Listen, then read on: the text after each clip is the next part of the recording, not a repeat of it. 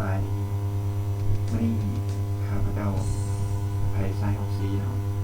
จะมาแบ่งปันหรือว่าจะมาแนะนำวิธีการใช้หรือแนะนำปุ่มที่มันเด้งขึ้นมาหลังจากเขาได้ครบตามจำนวนเนาะได้ซับสไครต์เนาะครบตามจำนวนที่ YouTube กำหนดให้เนาะพันซับขึ้นไปเนาะแล้วทาง YouTube จะส่งข้อความมาทางอีเมลผู้ส่งเนาะแล้วเขาก็เข้าไปเบิ่งว่ามีปุ่มอย่างไรที่แตกต่างขึ้นมาเนาะอยู่ใน YouTube เนาะก็คือปุ่มชุมชนปุ่มที่ว่าแยกชุมชนโดยเบิ่งนะครับแยกชุมชนแค่นี้เนาะแยกชุมชนเป็นเนาะปกติแล้วเนี่ยเราจะมีหน้าแรกแล้วก็วิดีโอแล้วก็เพลย์ลิสต์แล้วก็มีซองแล้วก็มีเกี่ยวกับนี่เนาะแล้วก็มีตัวชุมชนนี่เนาะชุมชนตัวนี้ของท่านนี่เนาะหลังจากข้าพเจ้าได้รับข้อความจากทาง YouTube ข้อความจากทาง YouTube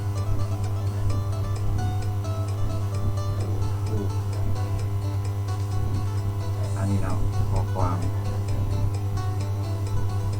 ส่งมาแจ้งนะว่าได้จบได้ครบเนาะพันซับใครเนาะในมือวันที่4 เดือน 5 2021แล้วหลังจากนั้นเนาะจะมีปุ่มซุนๆมีเด้งขึ้นมาแล้วก็จะเป็นการแจ้งเตือนเนาะแต่ว่าข้าพเจ้าได้เข้าแล้วมันจะหายเนาะการแจ้งเตือนครับว่ามีปุ่มนี้ขึ้นมาเนาะและปุ่มนี้อย่างดีแน่เนาะปุ่มซุนๆนี้เขาที่เห็นในดีไซน์เนาะใส่ก็คือเอาเข้าไป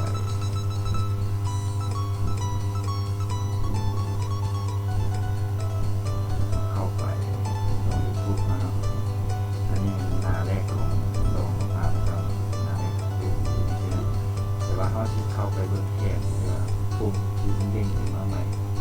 ปุ่มแขนปุ่มขึ้นตัวนั้นเอาเข้าไปวันโลโก้ของช่องเนาะเข้าไปช่องของคุณนี่เนาะ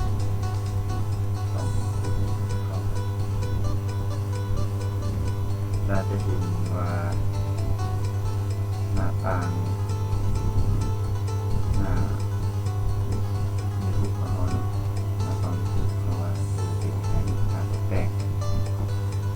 ลากแมนปุ่มตัวนี้แถบสูงส่วนตัวนี้แถบสูงส่วนเข้าไปเลยจะเห็นขึ้นมาแบบนี้นะขึ้นมาจะเป็นบล็อกสีขาวนะจะเป็นภาพเราคือซองเอาเนาะแล้วก็จะมีปุ่มที่1จะมีวิดีโอเนาะเพิ่มวิดีโอ YouTube มีอยู่แล้วเนาะได้นะตัวที่2มีที่2ก็คือแท็บที่2ก็คือเพิ่มแบบสำรวจเนาะก็ได้3ยังเพิ่มรูปภาพเนาะก็คือข้าพเจ้าได้โพสต์ลงในนี้เนาะหลังจากข้าพเจ้ามาลองเห็นเลยว่าปุ่มใส่ยังไงนะข้าพเจ้าก็เขียนเอารูปอันนี้หน้าตาห้องไปทำทรงข้าพเจ้าเอารูปแล้วก็เขียนผลงานหรือว่าเขียนข้อความเนาะที่หน้าห้องเอารูปอันนี้ก็มีผลงานเพลงโบราณเนี่ยโพสต์เพื่อให้ได้แฟนเพลงเข้ามาติดตามส่งเข้ามาเห็นอยู่ในไว้นี้จะมีผลงานที่ใหม่ก็จะห้องตัวนี้หรือว่าช่องนี้เห็นอย่างนี้เราผมบอกกันเป็นเพลงทุกคนทุกการจะได้รู้คือไม่มีการเคลื่อนไหวด้วยที่ได้เนาะเป็นอย่างนี้ในทุกครั้งที่เขาโพสต์ลงตัวแถบชุมชนเนาะเขาเขียนโพสต์ลงเป็นวิดีโอหรือว่าจะเป็นภาพแล้วเขาสามารถแปะลิงก์ได้นะคือตัวลงนี้เขาสามารถ แปะลิงก์ได้แปะลิงก์จะเป็นลิงก์เฟซบุ๊กจะเป็นลิงก์ไลน์เป็นลิงก์วอทแอปไอทีต่างๆก็สามารถไปได้ครับยกเว้นลิงก์ที่เกี่ยวกับการพนันอันนี้ยกเว้นอะไรตัวนี้นะว่าผิดกฎของ YouTube ผิดกฎของแอปชุมชนตัวนี้นะบอกให้ถ้ามาเก็บแม่นทาง YouTube อาจจะแบนจองก็ได้นะหรือว่าห้ามเลยผิดกฎของ YouTube นะ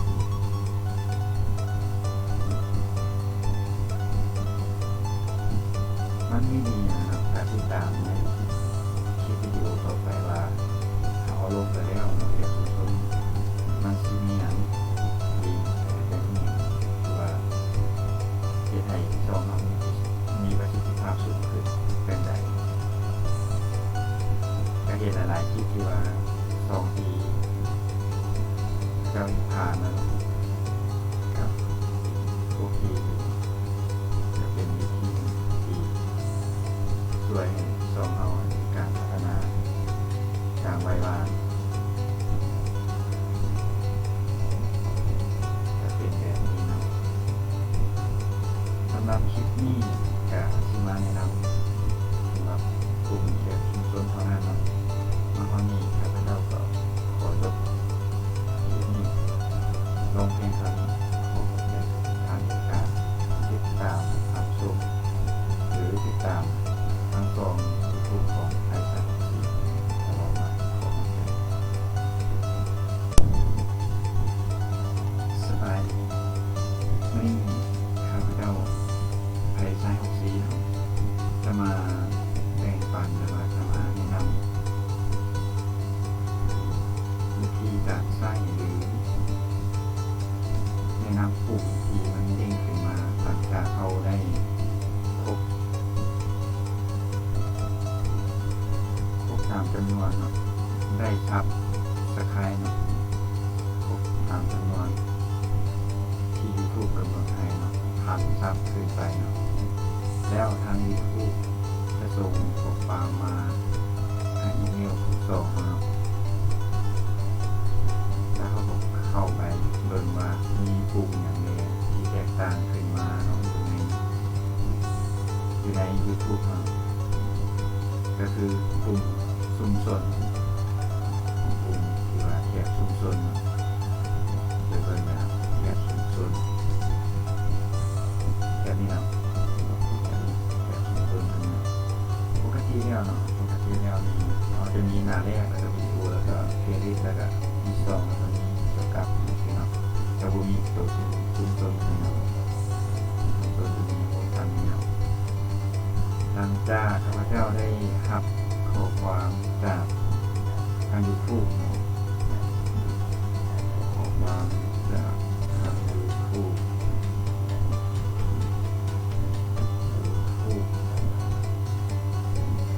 อันนี้เนาะข้อความ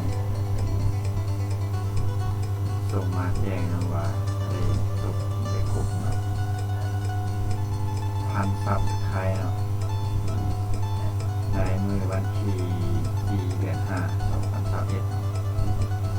แล้วหลังจากนั้นเนาะจะมีกลุ่มชุมชนมีเด้งขึ้นมานะจ๊ะจะเป็นการแจ้งเตือนเนาะแต่ว่าข้าพเจ้าได้เข้าไปแล้วมันจะหายการแจ้งเตือนครับว่ามีกลุ่มนี้ขึ้นมาเนาะ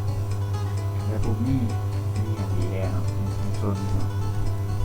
ชุมชนนี้เขาที่เห็นในดีไซน์เนาะในดีไซน์ก็คือเอาเข้าไป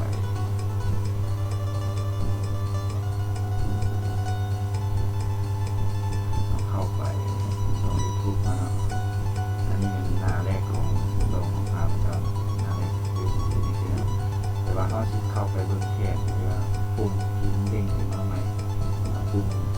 แขกปุ่มชุมชนเอาเข้าไปวันโลโก้ของช่องเนาะเข้าไปช่องของคุณนี่เนาะช่องของคุณนี่เข้าไปเราจะเห็นว่า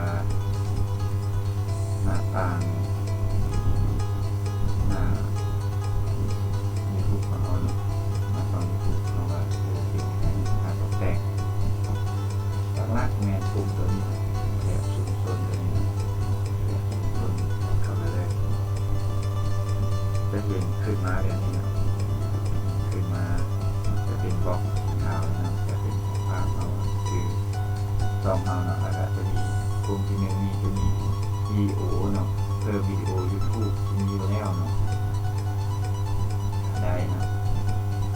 สอง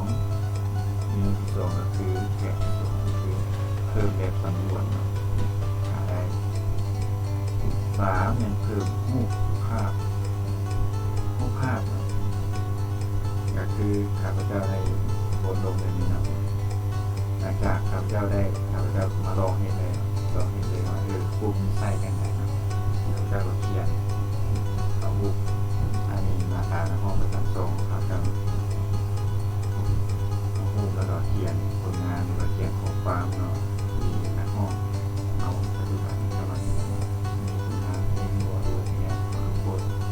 เพื่อให้เป็นเพลงเข้ามาที่ตามซองเข้ามาเห็นดูในไว้นี่เป็นผลงานที่ไม่บอกแต่ห้องก็มีว่าซองมีเห็นอยู่เนาะนี่ห้องบอกได้จะเป็นเพลงทุกคนทุกการจะได้คือมีการเคลื่อนไหวเยอะอย่างไรเนาะเป็นแบบนี้ในทุกครั้งที่เขาโพสต์ลงตัวแถบชุมชนเนาะเขาเขียนโพสต์ลงเป็นวิดีโอหรือว่าจะเป็นภาพเนาะเขาสามารถแปะลิงก์ได้เนาะคือตัวลุงเนี่ยคือตัวลุงนี้เขาสามารถแปะลิงก์ได้แปะลิงก์จะเป็นลิงก์ Facebook จะเป็นลิงก์ LINE เป็นลิงก์ WhatsApp IG ต่างๆก็สามารถแปะได้เนาะยกเว้นลิงก์ที่เกี่ยวกับการพนันอันนี้ยกเว้นอะไรตัวนี้นะว่าผิดกฎของ YouTube เนาะกฎของแถบชุมชนตัวนี้เนาะบ่ให้ข้ามาเฮ็ดแน่งทาง YouTube อาจจะแบน2ก็ได้เนาะหรือว่าห้ามเลยผิดกฎของ YouTube เนาะ